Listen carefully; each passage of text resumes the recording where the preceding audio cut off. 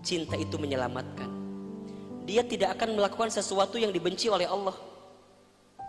Ketika dia mencintai sesamanya, misalnya ketika ikhwan mencintai seorang akhwat, dia tidak akan masuk terjerumus kepada perkara yang salah. Kenapa? Karena dia ingin menjaga keberadaan diri seorang yang dia cintai. Karena cinta itu menyelamatkan. Kalau ada seseorang yang dengan cintanya malah menyakiti, malah mengkhianati, malah melukai, berarti itu bukan cinta.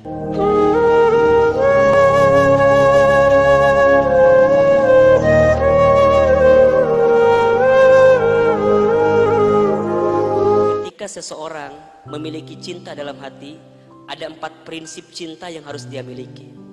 1, cinta itu saling menyelamatkan.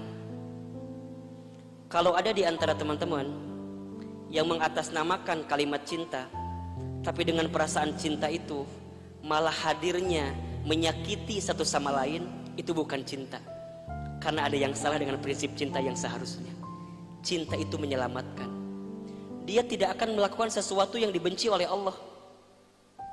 Ketika dia mencintai sesamanya, misalnya ketika ikhwan mencintai seorang akhwat, dia tidak akan masuk terjerumus kepada perkara yang salah.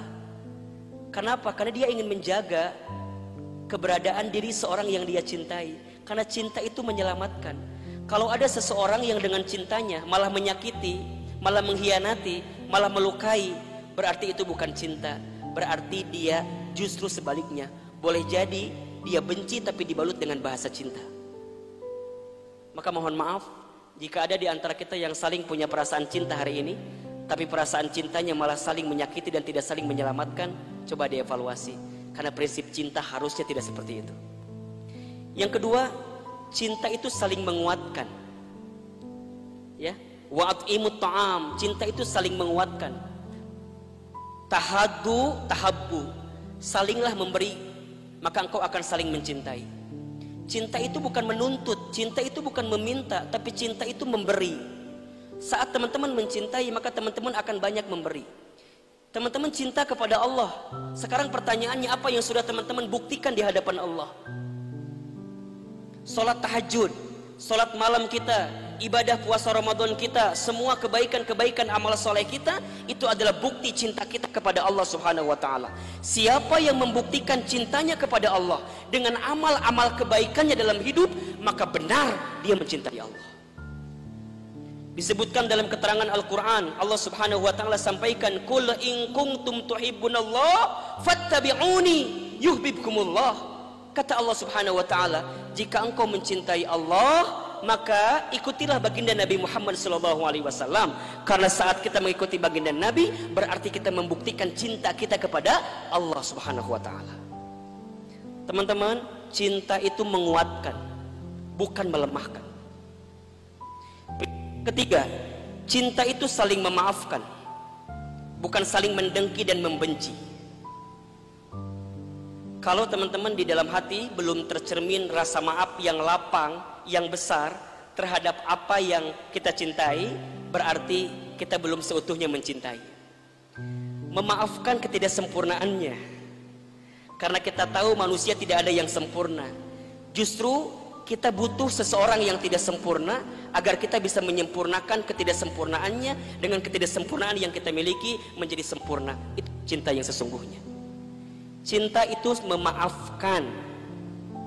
Dan yang keempat, cinta itu saling mendoakan. Cinta itu saling mendoakan. Bukan karena dia dekat kemudian kita jatuh cinta, bukan.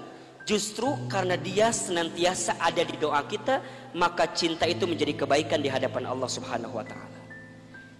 Cinta tak harus memiliki. Iya, kalau dengan orang lain dia bisa bahagia, kenapa teman-teman harus mengekang perasaan cinta yang ada di hati kita? Embung, pokoknya mah kudu jeung saya, bukan cinta namanya.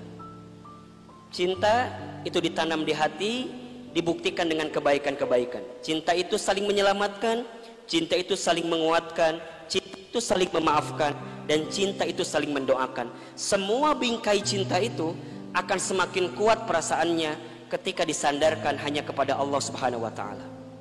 Ana uhibbuka fillah. Aku mencintaimu karena Allah. Saya mencintai teman-teman teman hijrah karena Allah. Teman-teman mencintai Ahilman, mencintai teman hijrah karena Allah.